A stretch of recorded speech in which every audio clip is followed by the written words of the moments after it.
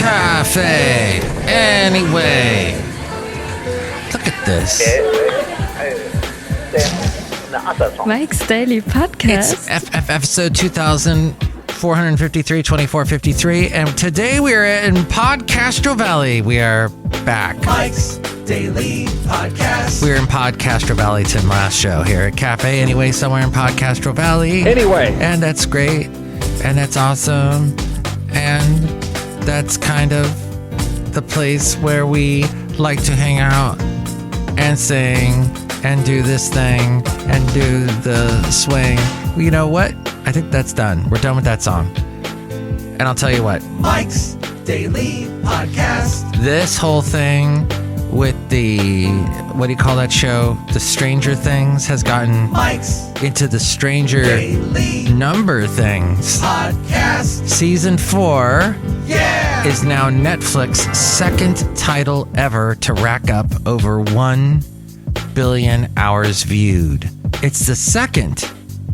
The milestone comes after it debuted the second volume of the season 4 that was on July 1st, consisting of 2 episodes that run for approximately 4 hours altogether. The new episodes brought season 4 up to 1.15 billion hours viewed in total since volume 1 premiered on May 27th. The first Netflix series to cross the 1 billion mark? Yes, you know what it was. Squid Game. That debuted in September of last year. It remains Netflix's most popular TV title ever, which it had 1.65 billion hours viewed. Netflix calculates during each title's first 28 days of availability, after which viewership is no longer counted after the first 28 days. I did not know that. Stranger Things Season 4 is Netflix's most popular English language series ever and second most popular overall, and technically it still has a chance to beat Squid Game because of the season's segmented release. And here's today's podcast picture.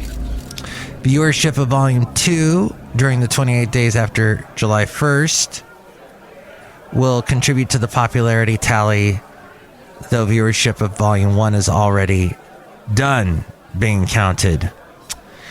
We're outside a cafe anyway, somewhere in Podcastro Valley, the last place on earth.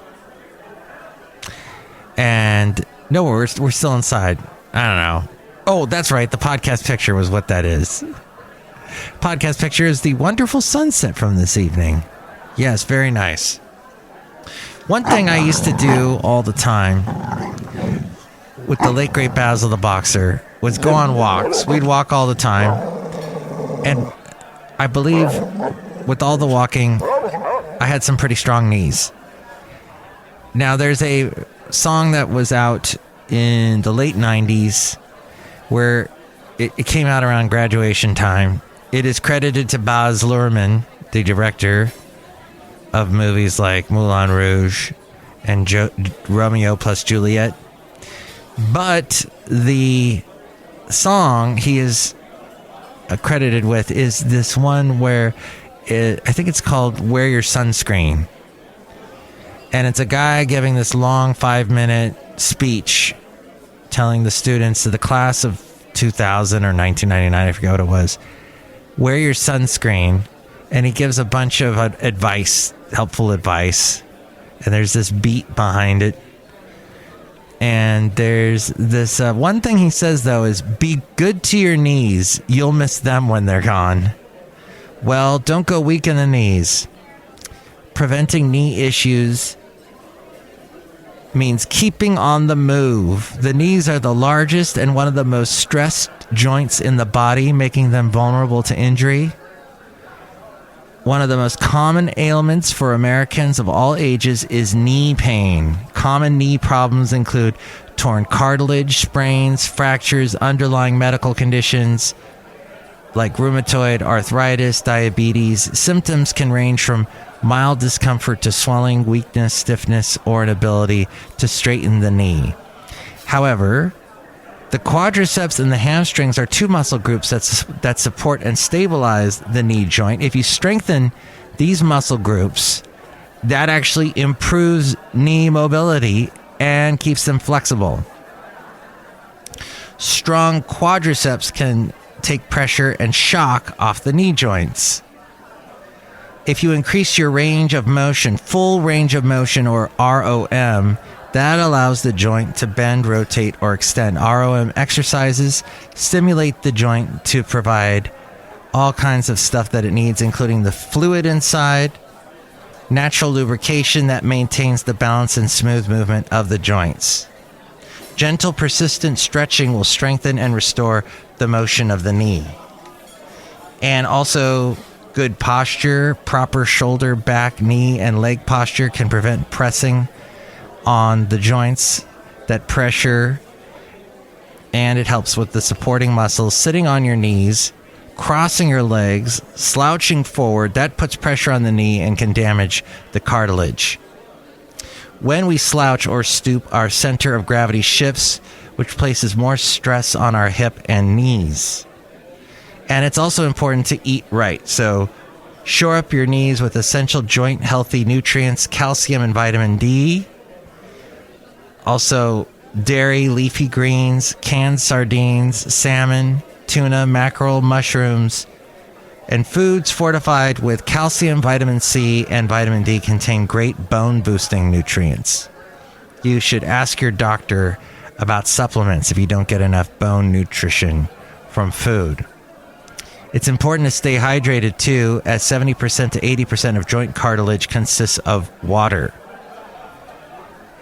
And less lubrication in the joints, if you lack hydration, will cause joint pain. Drinking more water improves the production of synovial fluid, which reduces inflammation, supports circulation, and maintains cartilage's shock-absorbing properties. A healthy body lessens stress on your joints, so ease the load. Your knees experience an additional 4 pounds of pressure for every extra pound of body weight. Now, as we go outside a cafe anyway, we're bringing Mike's Daily Podcast somewhere in Podcaster Valley. That's about using our knees to go outside. And avoid injuries. Warm up before any workout and cool down afterward. Gentle stretching after strengthening exercises can help ease pain and boost muscle flexibility. Change the intensity of physical exercise activity gradually and stop exercising if you feel any pain. Wear appropriate shoes. You'll miss your feet when they're gone. Oh boy, that happened about 5 years ago. My feet started hurting really bad. And then I got a stress fracture in my feet. And yeah, I missed my feet.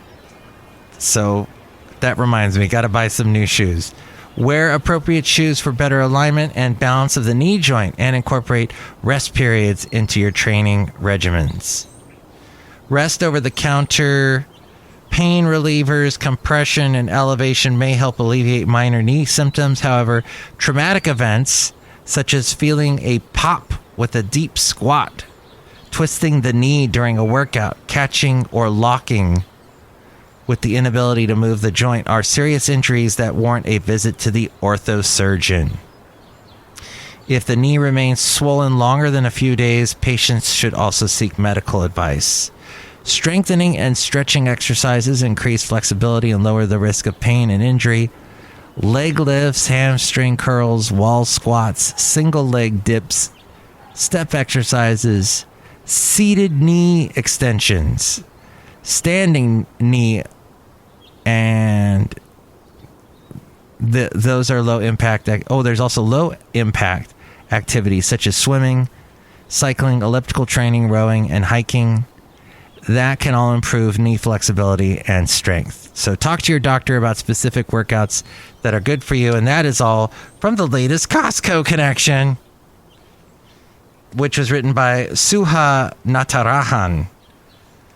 And yes, it's all about health this issue. So there's a plug for Costco, now a slug. Look at that slug.